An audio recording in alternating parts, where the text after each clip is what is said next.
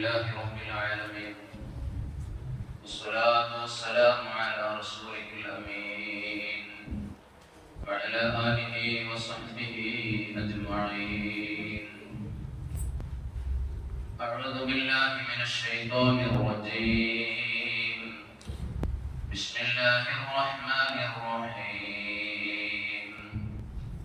ما أصابكم من مصيبة فبما كسبت أيديكم ويعفو عن كثير. صدق الله العلي العظيم. إذا السر والإعلان في المؤمن استوى فقد عز في الدارين واستوجب الثناء، وإن خالف الإعلان سرا فما له على سعيه فضل سوى الكد والعناء. كما خالص الدينار في السوق نافع ومنشوشه المردود لا يقتضي المنى. قال محمد سيدنا محمد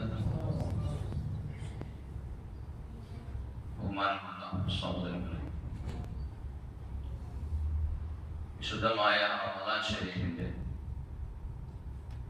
ആദ്യത്തെ വെള്ളിയാഴ്ച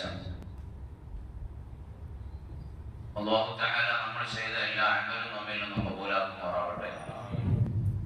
നമ്മുടെ ജുമുഅ നിസ്കാരവും അൽ-കഹ്ഫ് സൂറത്ത് പാരായണം ചെയ്തത്, ഖുർആൻ ഖത്ം ചെയ്യുന്നതിന്റെ ഭാഗമായി നമ്മൾ ഓതിയത്, നമ്മുടെ പ്രാർത്ഥനകൾ സ്വലാത്തുകളൊക്കെ നമ്മിൽ നിന്ന് അല്ലാഹു തആല സ്വീകരിക്കുമാറാവട്ടെ.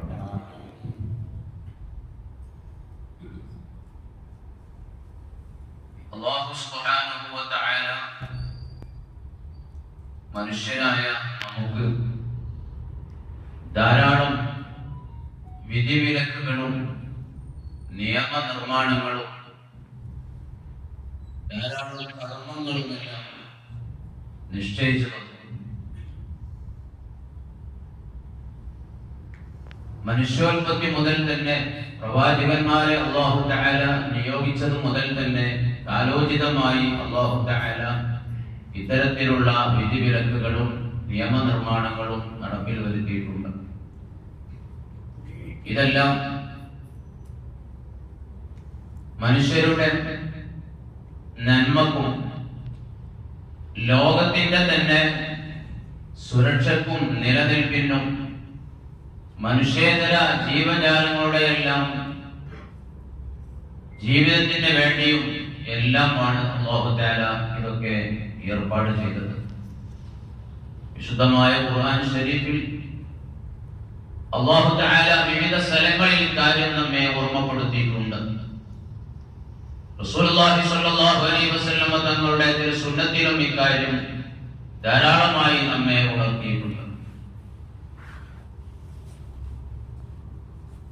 ഇന്ന് മുസ്ലിമീങ്ങളായ നമ്മെ സംബന്ധിച്ചിടത്തോളം ധാരാളം വെല്ലുവിളികളും ധാരാളം ഭീഷണികളും നിലനിൽപ്പ് തന്നെ ചോദ്യം ചെയ്യപ്പെടുന്ന സാഹചര്യങ്ങളും ഒക്കെയാണ് നാം അനുഭവിച്ചുകൊണ്ടിരിക്കുന്നതും കണ്ടുകൊണ്ടിരിക്കുന്നതുമെല്ലാം. നമ്മുടെ ഇന്ത്യ രാജ്യത്ത് മാത്രമല്ല, ആഗോളാടിസ്ഥാനത്തിൽ തന്നെ മുസ്ലിമീങ്ങൾ വിവിധ രൂപങ്ങളിലുള്ള വെല്ലുവിളികളെ നേരിട്ടുകൊണ്ടിരിക്കുന്നു. ഇസ്ലാമിന്റെ വിരോധികളുടെ ഭാഗത്തു നിന്നുള്ള ശക്തമായ എതിർപ്പുകളും ശക്തമായ അക്രമങ്ങളും ഉന്മൂലനം ചെയ്യാനുള്ള പ്രവർത്തനങ്ങളുമൊക്കെ നടക്കുന്നത് നാമൊക്കെ അറിഞ്ഞവരും നാമൊക്കെ അവയുടെ ചിത്രങ്ങൾ കണ്ടവരും മറ്റുമൊക്കെയാണ്. മുസ്ലിമീങ്ങൾ വ്യക്തിപരമായി, കുടുംബപരമായി, പ്രാദേശികപരമായി, സാമൂഹികമായി ഇങ്ങനെ എല്ലാ തരക്കും മുസ്ലിമീങ്ങൾ അനുഭവിക്കുന്ന പ്രയാസങ്ങളുടെയും വെല്ലുവിളികളുടെയും അതേപോലെ മറ്റെന്തെല്ലാം പീഡനങ്ങൾ മുസ്ലിം സമുദായം അനുഭവിച്ചുകൊണ്ടിരിക്കുന്നു. അതിന്റെ എല്ലാം കാരണം അല്ലാഹു സുബ്ഹാനഹു വ തആല വെച്ച വിധിവിലക്കുകളും നിയമനിർമ്മാണങ്ങളും മുസ്ലിമീങ്ങളായ മുഅ്മിനീങ്ങളായ ആളുകൾ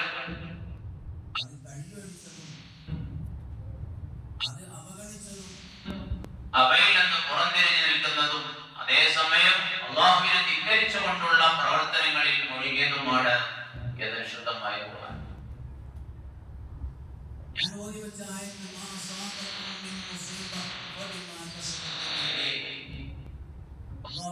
നിങ്ങൾക്ക് വരുന്ന ഓരോ മുസീബത്തും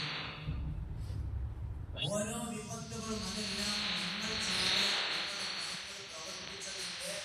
ഭവിഷ്യത്ത് ആയിക്കൊണ്ടാണ് നിങ്ങൾ അനുഭവിക്കുന്നത്. എന്നാൽ ചെയ്യുന്ന എല്ലാത്തിനും അല്ലാഹു തആല ഇവിടെ നമ്മെ പരീക്ഷിക്കുകയോ അതല്ലെങ്കിൽ നമുക്ക് ആപത്തുകൾ തരികയോ ചെയ്യുന്നില്ല. മറിച്ച് അധികവും അല്ലാഹു തആല മാഫ് ചെയ്യുന്നു.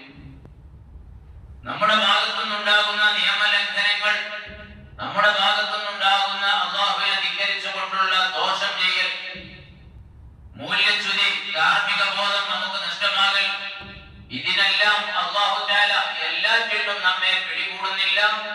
എല്ലാറ്റിൽ നിന്നും അല്ലാഹു തആല നമ്മെ ശിക്ഷിക്കുന്നില്ല.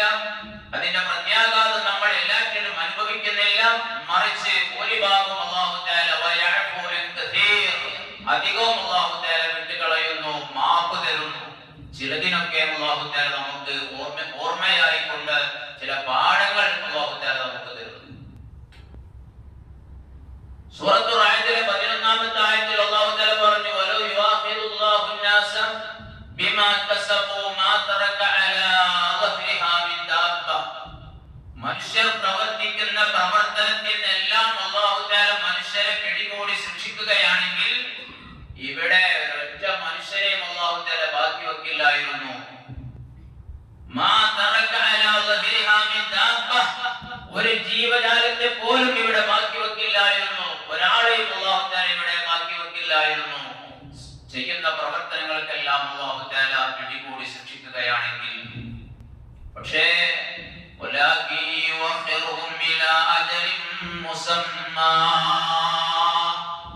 എല്ലാത്തിനുമുള്ള ശിക്ഷ അല്ലാഹു തആല ഇവിടെ നിന്ന് തരാതെ അല്ലാഹു തആല കുറെ നാളേക്ക് മാറ്റി വെക്കുകയാണ്. നിശ്ചിത ദിവസത്തിലേക്ക് അല്ലാഹു തആല മാറ്റി വെച്ചിരിക്കുകയാണ്. ചിലതിനൊക്കെ അല്ലാഹു തആല ശിക്ഷിക്കും, മറ്റൊക്കെ അല്ലാഹു തആല മാപ്പ് ചെയ്യുമെന്ന് പറയുമ്പോ നമ്മൾ ചെയ്യുന്നൊക്കെ മാപ്പുണ്ട്, അതുകൊണ്ട് നമ്മൾ പേടിക്കേണ്ടതില്ല എന്നാലും ചിന്തിക്കേണ്ട. അല്ലാഹു പറയാണ്, നിശ്ചിത ദിവസത്തിലേക്ക് അല്ലാഹു തആല അവരെ ബന്ധിപ്പിച്ചിടുകയാണ് ഇവിടുന്ന് പിടികൂടാതെ. ചില സാമ്പിളുകൾ എന്നോണം, ചില ഓർമ്മപ്പെടുത്തലുകൾ എന്നോണം, ചില പരീക്ഷണങ്ങളും ബുദ്ധിമുട്ടുകളും പീഡനങ്ങളും എല്ലാം അല്ലാഹു തആല ഇവിടുന്ന് കാണിച്ചു കൊടുക്കുന്നു. ഇന്നല്ലാഹ ലാ യുഗയ്യിറു മാ ബിഖൗമിൻ ഹത്താ യുഗയ്യിറു മാ ബിഅൻഫുസിഹിം. മനുഷ്യർ അവനിലുള്ള നല്ല അവസ്ഥയ്ക്ക് എപ്പോഴാണോ മാറ്റം വരുത്തുന്നത് അപ്പോഴാണ് അല്ലാഹു തആല അവർക്ക് കൊടുത്തുകൊണ്ടിരിക്കുന്ന അനുഗ്രഹങ്ങൾ അല്ലാഹു തആല സ്റ്റോപ്പ് ചെയ്യുക. മനുഷ്യരിലുള്ള ആഫിയത്ത്, സുഖം, ക്ഷേമം, ഇതിലൊക്കെ മനുഷ്യർക്ക് മാറ്റം സംഭവിക്കുന്നത് മനുഷ്യർ അല്ലാഹുവിനെ അങ്ങോട്ട് ചെയ്യേണ്ട ആരാധനകളിലും അതേപോലുള്ള കടപ്പാടുകളിലുമൊക്കെ മനുഷ്യർ വീഴ്ച വരുത്തുമ്പോഴും നിയമലംഘനങ്ങൾ നടത്തുമ്പോഴും അല്ലാഹുവിന് എതിരെ പ്രവർത്തിക്കുമ്പോഴുമാണ് അല്ലാഹു തആല ആഫിയത്ത് പിൻവലിക്കുന്നത്, ക്ഷേമം പിൻവലിച്ച് ക്ഷാമം അല്ലാഹു തആല തരുന്നത്. നമ്മെ പറ്റി മറ്റുള്ളവർക്കുള്ള ഭയം, അവരുടെ ഹൃദയങ്ങളിൽ മുസ്ലിമീങ്ങളെ സംബന്ധിച്ചുള്ള ബഹുമാനവും ഭയവും ഒക്കെ അല്ലാഹു തആല എടുത്തു കളയുന്നത് നമ്മൾ ധാർമ്മികമായി പുറകോട്ട് പോയതിന്റെ പേരിലും മൂല്യച്യുതി നമ്മുടെ ഭാഗത്തുനിന്ന് ഉണ്ടായതിന്റെ പേരിലും വിശ്വാസ വൈകല്യങ്ങളും വിശ്വാസ തകർച്ചയും ഒക്കെ നമ്മുടെ ഭാഗത്തുനിന്ന് ഉണ്ടാകുമ്പോഴും ഒക്കെയാണ്. ഈ ആയത്ത് വിശദീകരിച്ചുകൊണ്ട് മഹാന്മാർ പറയാണ്, മുസ്ലിമീങ്ങളെ സംബന്ധിച്ചിടത്തോളം ധിക്കാരികളായ ഭരണകൂടങ്ങൾ വരുന്നത്, ഭരണകർത്താക്കൾ വരുന്നത് ഈ അർത്ഥത്തിലാണ്. നമുക്കിന്നറിയാം, നമ്മുടെ ഇന്ത്യ രാജ്യത്ത് ഇന്ന് വലിയ വെല്ലുവിളിയാണ് നമ്മൾ നേരിട്ടുകൊണ്ടിരിക്കുന്നത്. റമദാനിന്റെ തൊട്ട് തലേ ദിവസം ചൊവ്വാഴ്ച റമദാൻ തുടങ്ങി തിങ്കളാഴ്ച നമുക്ക് കാണാൻ കഴിഞ്ഞത്, നമുക്ക് വായിക്കാൻ കഴിഞ്ഞത് CAA ഓർഡിനൻസ് പുറപ്പെടുവിച്ചു. അതിന്റെ പേരിൽ പ്രക്ഷോഭങ്ങളും പ്രതിഷേധങ്ങളും അതൊക്കെ അതിന്റെ വഴിക്ക് നടക്കട്ടെ. നമ്മൾ ചിന്തിക്കേണ്ട ചില കാര്യങ്ങളുണ്ട്. എന്തുകൊണ്ടാണ് അധികാരികളായ ഭരണാധികാരികളെ അല്ലാഹു തആല മുസ്ലിമീങ്ങൾക്കെതിരെ അല്ലാഹു തആല അവരെ ചിന്തിപ്പിക്കുന്നത്, അവർക്ക് പ്രവർത്തിക്കാനുള്ള ആ ഒരു ധൈര്യം വരുന്നത് എന്തുകൊണ്ടാണ്? പരിശുദ്ധമായ ഇസ്ലാമിന്റെ കാഴ്ചപ്പാടാണ് വിശുദ്ധമായ ഖുർആൻ നമ്മെ പരിചയപ്പെടുത്തുന്നത്. മുസ്ലിമീങ്ങൾ ഇന്ന് അവരുടെ അസ്തിത്വം ചോദ്യം ചെയ്യപ്പെട്ടിരിക്കുകയാണ്, നിലനിൽപ്പിനെ ചോദ്യം ചെയ്യപ്പെടുകയാണ്. കാലങ്ങളായി 25ഉം 50ഉം 100ഉം അതിലപ്പുറമൊക്കെ വർഷങ്ങൾ ഇവിടെ ജീവിച്ച് മക്കളും പേരമക്കളും അവരെ പേരമക്കളും ഒക്കെയായി ഇങ്ങനെ കുടുംബങ്ങളായി പോരുന്ന ആളുകൾക്ക് ഇവിടുത്തെ ഇന്ത്യ രാജ്യത്തിലെ സ്വാതന്ത്ര്യം, ഇവിടെ ജീവിക്കാനുള്ള അവകാശം, ഇവിടെ ഒരു തരി മണ്ണ് നിഷേധിക്കുകയാണ്. ഇവിടെ നിന്ന് പുറത്തു പോകേണ്ട അവസ്ഥ, അതല്ലെങ്കിൽ അവർ എന്നേക്കുമായി കൂട്ടിലാകേണ്ട അവസ്ഥ. മുസ്ലിമീങ്ങൾക്ക് ഈ നിലയ്ക്ക് ഇവിടെ ജീവിക്കുന്ന മറ്റ് രാജ്യങ്ങളിൽ നിന്ന് വന്ന മുസ്ലിമീങ്ങൾക്ക് മാത്രം ഇവിടെ ജീവിക്കാനുള്ള അവസരം കൊടുത്തുകൂടാ, അവകാശം കൊടുത്തുകൂടാ.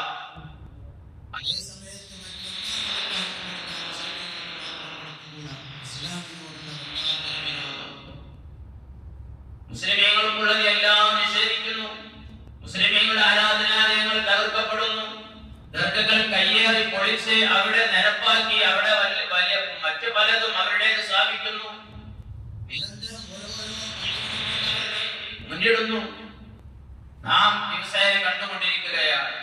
മുസ്ലിമീങ്ങളുടെ വീടുകൾ തകർക്കപ്പെടുന്നു, മുസ്ലിം കുടുംബങ്ങളെ ഇല്ലായ്മ ചെയ്യുന്നു, അവകാശങ്ങളൊക്കെ നിഷേധിക്കുന്നു. എല്ലാ നിലക്കും മുസ്ലിമീങ്ങളെ ഉന്മൂലനം ചെയ്യാനുള്ള, ഒറ്റപ്പെടുത്താനുള്ള, ഇവിടുന്ന് നാട് കടത്താനുള്ള ശ്രമമാണ് നടന്നുകൊണ്ടിരിക്കുന്നത്. ഞാൻ നേരത്തെ ഓതിയ ആയത്ത് വിശദീകരിച്ചുകൊണ്ട് മഹാന്മാർ പറയാണ്, ഇന്നല്ലാഹ യുസല്ലിതു അലന്നാസി ഹക്കിമൻ ആദിലൻ ഔ ളാലിമാ. അല്ലാഹു തആല മനുഷ്യരുടെ മേൽ നീതിമാനായ ഭരണാധികാരിയെയും വെക്കും, അക്രമിയായ ഭരണാധികാരിയെയും വെക്കും. എപ്പോഴാണിത്? വഇദാ കാന അന്നാസു മിനൽ ആദിലീന യകൂനുൽ അമീറു മിൻഹും.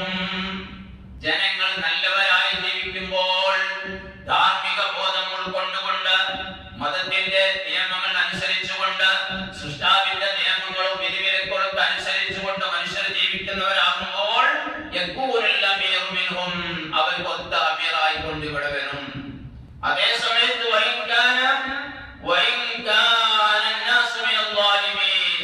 ജനങ്ങളൊക്കെ അധർമ്മകാരികളാകുമ്പോൾ, അനീതിയുടെ വാഗ്ദാക്കളാകുമ്പോൾ ഭരണാധികാരിയും അങ്ങനെയാകും. അതാണ് അല്ലാഹു തആല വിശുദ്ധമായ ഖുർആനിൽ സൂചിപ്പിച്ചത്. വകദാലിക നുവല്ലി ബഅദുൽ ളാലിമീന ബഅദൻ ബിമാ കാനൂ യക്സിബൂൻ. ചില അക്രമികളായ, ചില ധിക്കാരികളായ ഭരണാധികാരികളെ ചില ആളുകളുടെ മേൽ നാം അധികാരം കൊടുക്കും. കാരണം എന്തേ? ബിമാ കാനൂ യക്സിബൂൻ, അവർ പ്രവർത്തിച്ച പ്രവർത്തനങ്ങളുടെ ഫലമായി ധിക്കാരികളായ, അക്രമികളായ ഭരണാധികാരികൾക്ക് നാം അധികാരം നൽകും ചില ആളുകളുടെ മേൽ. വിശുദ്ധമായ ഖുർആൻ. വഅലം അന്നൽ ഉലാത ഇന്നമാ യകൂന ലഹസ്ബി അഅമാലി റഅയ വഅഹ്വാലിഹിം സ്വലാഹൻ വഫസാദാ. ബഹുമാനപ്പെട്ട ഇസ്മായിൽ ഹഖീ റഹിമഹുല്ലാഹ് തന്റെ തഫ്സീറിൽ രേഖപ്പെടുത്തുകയാണ്, നീ മനസ്സിലാക്കണം, അന്നൽ ഉലാത ഭരണകർത്താക്കൾ, ഭരണാധികാരികൾ ഇന്നമാ യകൂന ലഹസ്ബി അഅമാലി റഅയ, പ്രജകളുടെ പ്രവർത്തനങ്ങൾക്കനുസരിച്ചാണ് വരുന്നത്. വഅഹ്വാലിഹിം, പ്രജകളുടെ അവസ്ഥകൾക്കനുസരിച്ചുമാണ് വരുന്നത്. സ്വലാഹൻ വഫസാദൻ, പ്രജകൾ നല്ലവരാണെങ്കിൽ അതിനനുസരിച്ച്, പ്രജകൾ ചിന്തയാണെങ്കിൽ അതിനനുസരിച്ചാണ് ഭരണകർത്താക്കൾ ഉണ്ടാവുക എന്ന്. ഹജ്ജാജ് ഇബ്നു യൂസുഫ് എന്ന ഭരണാധികാരി, ഹജ്ജാജ് ഇബ്നു യൂസുഫ് മുസ്ലിം പേരുള്ള ഭരണാധികാരിയായിരുന്നു. പക്ഷേ മുസ്ലിമീങ്ങൾക്ക് ആ ഭരണാധികാരിയെ കൊണ്ട് വല്ലാത്ത ബുദ്ധിമുട്ടുണ്ടായിട്ടുണ്ട്. ധാരാളം ആയിരക്കണക്കിന് പണ്ഡിതന്മാരെ കൊല ചെയ്തിട്ടുണ്ട്, സാധാരണക്കാരെ ഒരുപാട് കൊന്നൊടുക്കിയിട്ടുണ്ട്. ഹജ്ജാജിന്റെ ഇംഗിതത്തിന് യോജിക്കാത്തവരെയൊക്കെ അതിനോട് യോജിപ്പ് പ്രകടിപ്പിക്കാത്തവരൊക്കെ ഉന്മൂലനം ചെയ്യുന്ന പ്രകൃതമുള്ളവനായ ഹജ്ജാജ് ഇബ്നു യൂസുഫ്. ആ ഹജ്ജാജ് ഇബ്നു യൂസുഫ് ഖലീഫ ഉമർ ഇബ്നുൽ ഖത്താബ് റളിയല്ലാഹു അൻഹുവിന്റെ കാലത്ത് ജീവിച്ചിട്ടുണ്ട്. ഉമർ റളിയല്ലാഹു അൻഹുവിന്റെ ഭരണത്തെ കാണുകയും മനസ്സിലാക്കുകയും ഒക്കെ ചെയ്തിട്ടുണ്ട്. ഹജ്ജാജിനോട് ചോദിച്ചു, ലിമ ലാ തഅദിലു മിസ്ല ഉമറ വ അൻത ഖദ് അദ്റക്ത ഖിലാഫത. അല്ല, നിങ്ങൾക്ക് അധികാരം കിട്ടി, ഉമറിന്റെ കാലത്ത് നിങ്ങൾ ജീവിച്ചിട്ടുണ്ട്, നിങ്ങൾക്ക് അധികാരം കിട്ടി. ഉമർ റളിയല്ലാഹു അൻഹുവിന്റെ 100% നീതിയോട് കൂടിയുള്ള ഭരണം നിങ്ങൾ കണ്ടതും മനസ്സിലാക്കിയതുമൊക്കെയാണ്. എന്നിട്ട് അഫലം തഅദലഹു വസ്സലാഹ, ഉമർ റളിയല്ലാഹു അൻഹുവിന്റെ നന്മയും നീതിയും ഒക്കെ നിങ്ങൾ കണ്ടിട്ട് എന്താ നിങ്ങൾ അതുപോലെ നല്ലൊരു ഭരണം ഇവിടെ കാഴ്ചവെക്കാത്തതെന്ന് ഹജ്ജാജ് ഇബ്നു യൂസുഫിനോട് ചോദിച്ചപ്പോ ഹജ്ജാജ് പറഞ്ഞ മറുപടി എന്താ? തബാദറു അതഅമ്മറു ലക്കും, തബാദറു അതഅമ്മറു ലക്കും. നിങ്ങളൊക്കെ അബൂദറിനെ പോലെ ആയിക്കോളൂ, എന്നാൽ ഞാൻ ഉമറിനെ പോലെയാകാം. അബൂദർ റളിയല്ലാഹു അൻഹു സ്വലാഹിലും തഖ്വയിലും വളരെ അറിയപ്പെട്ട ആളാണ്. സഹാബത്തിന്റെ കൂട്ടത്തിൽ വലിയ നന്മയുടെ വക്താവാണ്, വലിയ തഖ്വയുടെ ഉടമയാണ്. ആ അബൂദറിനെ പോലെ നിങ്ങൾ എല്ലാവരും ഇപ്പോൾ നിങ്ങളെല്ലാവരും നന്നായ ഞാൻ നന്നായി ഉമറിനെ പോലെ ആയിക്കോളാം. നിങ്ങളൊക്കെ ഇപ്പോൾ കേട് വന്നിട്ടുണ്ട്, അതുകൊണ്ട് അതിനനുസരിച്ച് തന്നെ ഞാനും നീങ്ങും എന്ന് ഹജ്ജാജ് ഇബ്നു യൂസുഫ്. നേരത്തെ ഞാൻ ഓതിയ ആയത്തിന്റെ ഒക്കെ ആശയം തന്നെയാണ്. ആയത്തിന്റെ ഒക്കെ തഫ്സീറിൽ മഹാന്മാർ രേഖപ്പെടുത്തിയ കാര്യം തന്നെയാണ്. ബഹുമാനപ്പെട്ട മൂസാ നബി അലൈഹി സ്വലാത്തു വസ്സലാം അല്ലാഹുമായുള്ള മുനാജാത്തിൽ അല്ലാഹുവിനോട് ചോദിച്ചു, യാ റബ്ബി മാ അലാമത്തു റിളാക മിൻ സുഹ്തിക. അല്ലാഹുവേ, ജനങ്ങളോട് നിനക്ക് തൃപ്തിയുണ്ട് എന്ന് എങ്ങനെ അറിയാൻ കഴിയുക? നിന്റെ വെറുപ്പിൽ നിന്ന് നിന്റെ തൃപ്തി എങ്ങനെയാണ് ഞങ്ങൾക്ക് മനസ്സിലാക്കാൻ കഴിയുക? അല്ലാഹു തആല മൂസാ നബിക്ക് സന്ദേശം നൽകി, ഇദസ്തഅമൽതു അലന്നാസി ഖിയാറഹും ഫഹുവ അലാമത്തു റിളാഇ. ജനങ്ങളുടെ മേൽ നല്ല ഭരണാധികാരിയെയാണ് ഞാൻ കൊടുത്തത് എങ്കിൽ ആ ജനങ്ങളോട് എനിക്ക് തൃപ്തിയുണ്ട് എന്നതിന്റെ അടയാളം. വൈദസ്തഅമൽതു അലൈഹിം ശിറാറഹും ഫഹുവ അലാമത്തു സുഹ്തി. ജനങ്ങളുടെ മേൽ ചീത്ത ഭരണാധികാരിയെയാണ് ഞാൻ ഏൽപ്പിച്ചത് എങ്കിൽ ആ ജനങ്ങളുടെ പ്രവർത്തനം കാരണം എനിക്ക് അവരോട് വെറുപ്പാണ് എന്ന് മനസ്സിലാക്കാമെന്ന് റൂഹുൽ ബയാൻ 2:234 ഇത് വായിക്കാം. അതുകൊണ്ട് പ്രിയമുള്ളവരെ, അല്ലാഹു സുബ്ഹാനഹു വ തആല ഈ ധിക്കാരികളായ ഭരണകർത്താക്കൾ മുഖേനയും നമ്മെ പരീക്ഷണത്തിന് വിധേയമാക്കിക്കൊണ്ടിരിക്കുന്നു. കാരണം എന്താ? നമ്മുടെ ഭാഗത്തു നിന്നുണ്ടായ നിയമലംഘനങ്ങളും മൂല്യച്യുതിയും വിശ്വാസ തകർച്ചയും ധാർമ്മിക ബോധം നഷ്ടപ്പെട്ടതും ഒക്കെയാണ് ഇതിന് കാരണം. ബഹുമാനപ്പെട്ട ഉമർ ഇബ്നുൽ ഖത്താബ് റളിയല്ലാഹു അൻഹു ഒരു സൈന്യത്തിനെ ഒരു ഭാഗത്തേക്ക് നിയോഗിച്ചപ്പോ സൈന്യത്തലവനോട്, കമാൻഡറോട് ഉമർ റളിയല്ലാഹു അൻഹു പറഞ്ഞ ചില നിർദ്ദേശങ്ങളുണ്ട്. ആ വലിയ നിർദ്ദേശത്തിന്റെ ചുരുങ്ങിയ ഒരു ഭാഗം ഞാൻ പറയാം. ഇന്നി അംറുക വമൻ മഅക ബിത്തഖ്വല്ലാഹി അലാ കുല്ലി ഹാൽ. സൈന്യ തലവനോട് പറയുന്നത്, ഞാൻ നിന്നോടും നിന്റെ കീഴിലുള്ള മുഴുവൻ സൈനികരോടും എനിക്ക് പറയാനുള്ള വസിയത്ത് എപ്പോഴും നിങ്ങൾ തഖ്വയിലായി ജീവിക്കണം എന്നാണ്. നിങ്ങൾ പോകുന്ന യുദ്ധത്തിനാണ്, നിങ്ങൾ വലിയ ഉത്തരവാദിത്തമാണ് നിർവഹിക്കാൻ പോകുന്നത്. ഇവിടെ രാജ്യത്തിന്റെ നിലനിൽപ്പിന്, സമുദായത്തിന്റെ നിലനിൽപ്പിന്, മതത്തിന്റെ നിലനിൽപ്പിനൊക്കെ വേണ്ടിയാണ് നിങ്ങൾ പോകുന്നത്. അതുകൊണ്ട് നിങ്ങൾ തഖ്വയിലായി ജീവിക്കണം. ഈ നിങ്ങളുടെ ഓരോ ചലനത്തിലും നിങ്ങൾ തഖ്വയുള്ളവരാവണം. ഏറ്റവും വലിയ സന്നാഹം നാം തഖ്വ ഉള്ളവരാകുക എന്ന് തന്നെയാണ്. ഒരുപാട് ആയുധങ്ങൾ കയ്യിലുണ്ടാകുക എന്നതല്ല, നല്ല തഖ്വ ഉള്ളവരാകുക എന്നതാണ് വലിയ സന്നാഹം.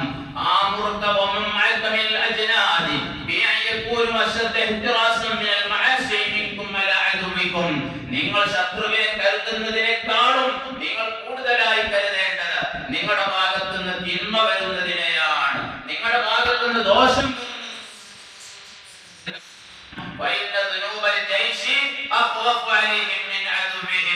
സൈനികരുടെ ഭാഗത്തുനിന്ന് ആരുടെയെങ്കിലും ഭാഗത്തുനിന്ന് ദോഷം വരലാണ് ശത്രുവിന്റെ ഭാഗത്തുനിന്ന് അക്രമം വരുന്നതിനേക്കാളും ഞാൻ പേടിക്കുന്നത്.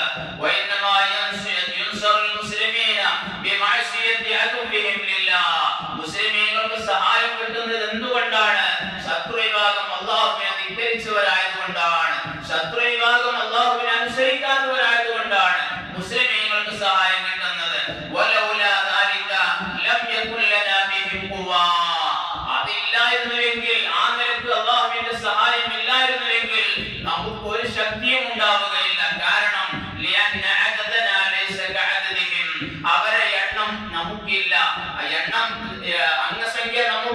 അവരെ അപേക്ഷിച്ച് വളരെ കുറവാണ് മുസ്ലിം സൈന്യമുള്ളത്.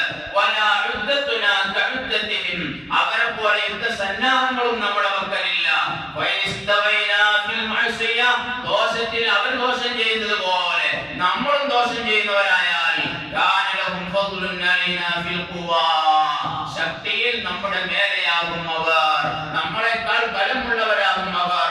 അവർക്ക് ആയുധം തോനെയുണ്ടായിട്ടും ഒരുപാട് സൈനികരുണ്ടായിട്ടും ആയുധം കുറഞ്ഞവരായ സൈനികർ കുറഞ്ഞവരായ നമുക്ക് സഹായം കിട്ടുന്നത് നമ്മുടെ പക്കൽ തഖ്വ എന്നതുള്ളത് കൊണ്ടാണ്. അത് നഷ്ടപ്പെട്ട് നമ്മളും ദോഷം ചെയ്യുന്നവരായാൽ നമ്മെ മറികടക്കാൻ ശത്രുവിന് യാതൊരു പ്രയാസവും ഉണ്ടാവുകയില്ല, നമ്മെ ആക്രമിക്കാൻ ശത്രുവിന്റെ യാതൊരു പ്രയാസവും ഉണ്ടാവുകയില്ല.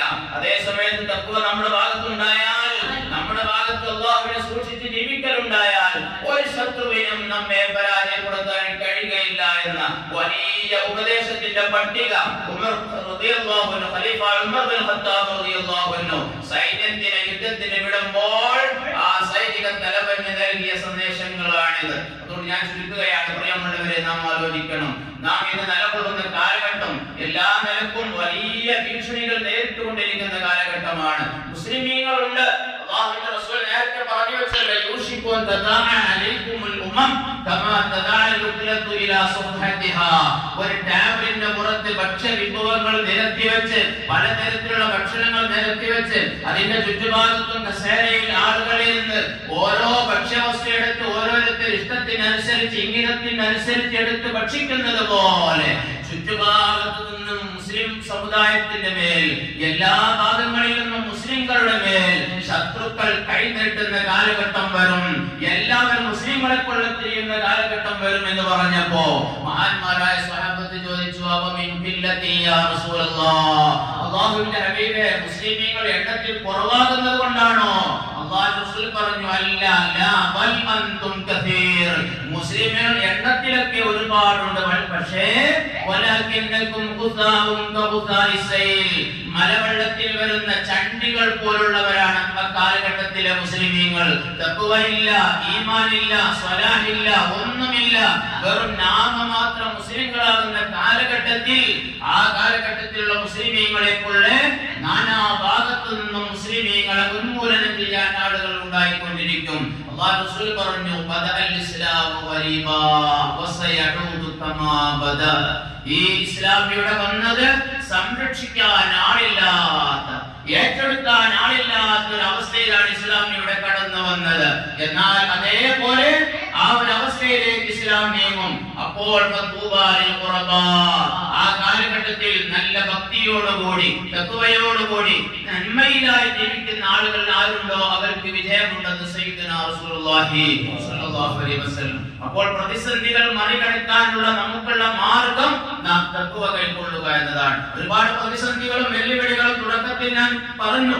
അതൊക്കെ പ്രതിരോധിക്കാനുള്ള, അത് തരണം ചെയ്യാനുള്ള നമ്മുടെ പക്കലുള്ള മാർഗം ആയുധങ്ങളല്ല, അതല്ലെങ്കിൽ ഒരുപാട് പ്രക്ഷോഭങ്ങളോ പ്രകോപനങ്ങളോ സൃഷ്ടിക്കലല്ല, മറിച്ച് നാം തഖ്വ കൈക്കൊള്ളുക, തഖ്വ കൈമുതലാക്കുക, ഭക്തിയിൽ ജീവിക്കുക, ധാർമ്മിക ബോധം ഉൾക്കൊള്ളുക എന്നതാണ്. അതാണ് ഇസ്ലാം നൽകുന്ന നിർദ്ദേശം. ബഹുമാനപ്പെട്ട സയ്യിദുനാ റസൂലുള്ളാഹി സ്വല്ലല്ലാഹു അലൈഹി വസല്ലം തങ്ങൾ അബൂദർ റളിയല്ലാഹു അൻഹു റിപ്പോർട്ട് ചെയ്ത സുദീർഘമായ ഹദീസിൽ പറഞ്ഞു, വഇന്നൽ ഇബാദ ഇദാ അസൗനി, ഒരു ഖുദ്സിയായ ഹദീസ്, അടിമകൾ എനിക്കെതിരെ ചെയ്താൽ അഫൽതു ഖുലൂബഹും അലൈഹിം, ഭരണാധികാരികളുടെ ഹൃദയം മുസ്ലിമീങ്ങൾക്കെതിരെ നാം തിരിക്കും. ബിസ്സഖത്തി വന്നിഖമ, മുസ്ലിങ്ങളോടുള്ള വെറുപ്പും മുസ്ലിങ്ങളോട് ശിക്ഷിക്കൽ കൊണ്ടുമൊക്കെ മുസ്ലിങ്ങൾക്കെതിരെ ഭരണാധികാരികളെ നാം തിരിക്കും. ഫസാമുഹും സൂഅൽ അദാബ്, മുസ്ലിമീങ്ങളെ ചീത്തയായ വളരെ മോശമായ ശിക്ഷ മുസ്ലിമീങ്ങൾക്ക് അവർ നൽകും.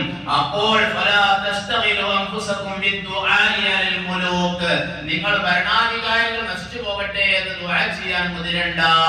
സയ്യിദുനാ റസൂലുള്ളാഹി തങ്ങൾ പറയാണ്, ചീത്തയായ ഭരണാധികാരികൾ, മുസ്ലിം പള്ളി പൊളിക്കുന്ന, മുസ്ലിങ്ങളുടെ എല്ലാ ശിയാറുകളും തകർത്ത് തച്ചുടക്കുന്ന, മുസ്ലിമീങ്ങളെ ഇല്ലായ്മ ചെയ്യുന്ന, മുസ്ലിങ്ങളുടെ അസ്തിത്വവും പൗരത്വവും ഒക്കെ നിഷേധിക്കുന്ന ഭരണകർത്താക്കൾ വരുമ്പോ ആ ഭരണാധികാരി നശിക്കട്ടെ എന്ന് പറഞ്ഞ് ഭരണാധികാരിക്കെതിരെ നിങ്ങൾ ദുആ ചെയ്യരുത്. ചെയ്യരുത്. മറിച്ച് എന്ത് വേണം?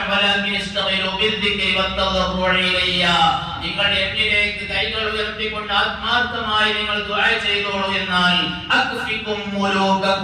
നിങ്ങളുടെ ഭരണാധികാരികളുടെ ഭാഗത്തുള്ള ശർറ് നിങ്ങൾക്ക് ഞാൻ തടുക്കാം, അത് ഞാൻ ഇല്ലാതെയാക്കാം.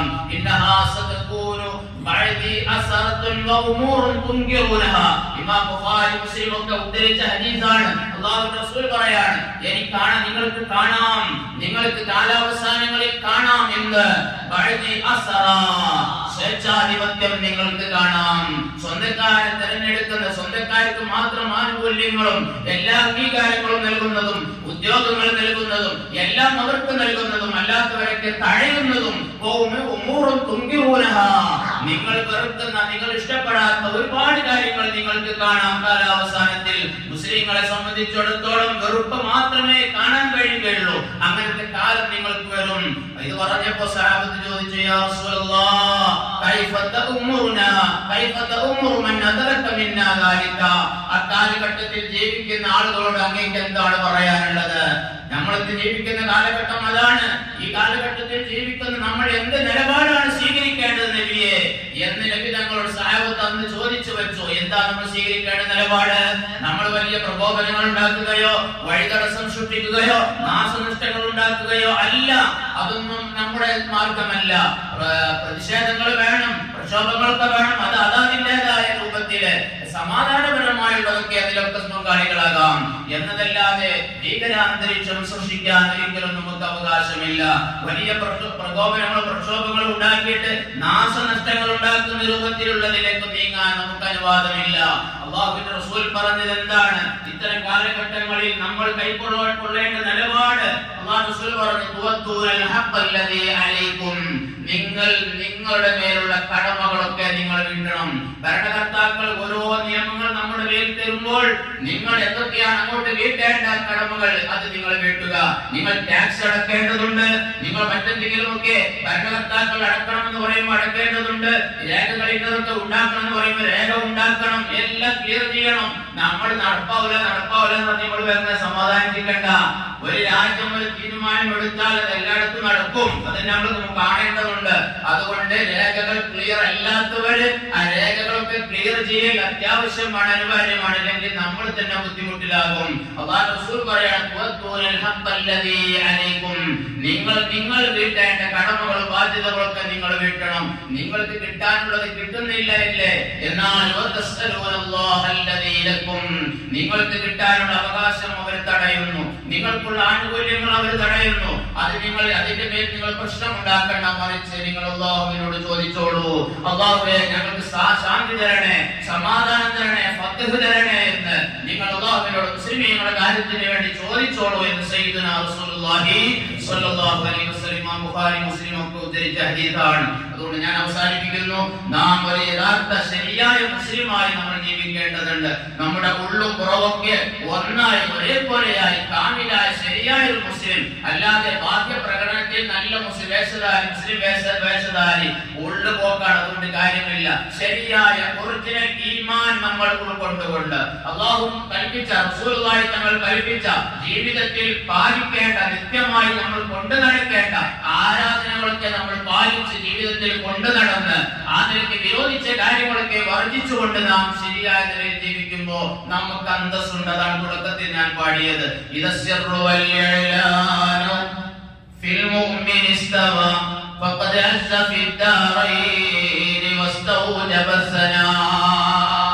മുസ്ലിമായ മനുഷ്യന്റെ അകവും പുറവും തുല്യമായാൽ, അവന്റെ ഉള്ളും പുറവും രഹസ്യവും പരസ്യവും ഒരേപോലെയായി എല്ലാം ക്ലിയർ ആണ്. എന്നാൽ ദുനിയാവിൽ മാത്രമല്ല എന്നാണ്, ആഖിറത്തിലും അന്തസ്സുള്ളവനായി തീരും. വിശുദ്ധമായ ഖുർആൻ, നിങ്ങളൊരു ശരിയായ മുഅ്മിനായി ഇബാദത്തോടു കൂടി നിങ്ങൾ ഇവിടെ ജീവിച്ചാൽ നിങ്ങൾ തന്നെയാണ് ഏറ്റവും ഉന്നതർ എന്ന് അല്ലാഹു തആല പറഞ്ഞ ആ രൂപത്തിൽ ശരിയായ മുഅ്മിനായി ജീവിക്കാൻ, കാമിലായ ഈമാനോട് കൂടി ഇബാദത്തുകളൊക്കെ നിർവഹിച്ച് തിന്മകളിൽ നിന്ന് മാറി നിന്ന് ധാർമ്മിക ബോധം ഉൾക്കൊണ്ടുകൊണ്ട് ജീവിക്കാൻ അല്ലാഹു റബ്ബുൽ ഇസ്സത്ത് നമുക്കൊക്കെ തൗഫീഖ് പ്രദാനം ചെയ്യുമാറാവട്ടെ. റഹ്മാനായ റബ്ബേ ഞങ്ങൾക്ക് നീ ഇസ്സത്ത് തരണേ അല്ലാഹ്. മുസ്ലിം സമുദായത്തിന് നീ ഇസ്സത്ത് തരണേ അല്ലാഹ്. പടച്ചവനെ എല്ലാ ഇടങ്ങളിലുമുള്ള മുസ്ലിങ്ങൾ ഇന്ത്യ രാജ്യത്തിൽ മാത്രമല്ല ആഗോളാടിസ്ഥാനത്തിൽ ലോകത്ത് എവിടെയൊക്കെയോ മുസ്ലിമീങ്ങളെ ബുദ്ധിമുട്ടുകൾ പീഡനങ്ങൾ അനുഭവിക്കുന്നുണ്ടോ അവർക്കൊക്കെ നീ സമാധാനം നൽകണേ അല്ലാഹ്. ഇസ്സത്ത് പ്രദാനം ചെയ്യണേ അല്ലാഹ്. ഇസ്ലാമിന്റെ എല്ലാ ശിആറുകളും എല്ലായിടങ്ങളിലും നീ നിലനിർത്തി തരണേ അല്ലാഹ്. അല്ലാഹുവേ ഞങ്ങളുടെ ആരാധനകൾക്കും മറ്റൊന്നും തടസ്സമുണ്ടാകുന്ന രൂപത്തിലുള്ള ഒരു ബുദ്ധിമുട്ടുകളും ഞങ്ങൾക്ക് ആർക്കും നീ തരില്ല അല്ലാഹ്. അല്ലാഹുവേ ഭരണകർത്താക്കൾക്ക് നീ നല്ല മനസ്സ് നൽകണേ അല്ലാഹ്. റഹ്മാനായ റബ്ബേ മുസ്ലിം സമുദായത്തെ മാത്രം തഴയുന്ന ഒരു അവസ്ഥാവിശേഷമാണ് നമ്മുടെ ഇന്ത്യ രാജ്യത്തിലുള്ളത്. അല്ലാഹുവേ മുസ്ലിമീങ്ങൾക്ക് നീ നല്ല സ്വസ്ഥതയും സമാധാനത്തോടുകൂടി ജീവിക്കാനുള്ള എല്ലാ കാര്യങ്ങളും നീ എളുപ്പമാക്കണേ അല്ലാഹ്. റഹ്മാനായ റബ്ബേ മറിച്ച് ചിന്തിക്കുന്നവർക്കൊക്കെ നീ നല്ല ബുദ്ധി നൽകണേ അല്ലാഹ്. നല്ലത് ചെയ്യാൻ നല്ല കാര്യങ്ങൾ നടപ്പിലാക്കാനുള്ള തൗഫീഖ് പ്രദാനം ചെയ്യണേ അല്ലാഹ്.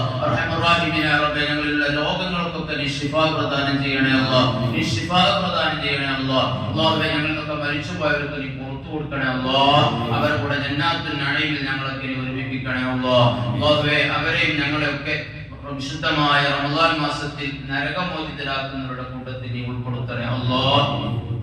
ربنا تقبل منا انك انت السميع العليم وتب علينا انك انت التواب الرحيم برحمتك يا ارحم الراحمين.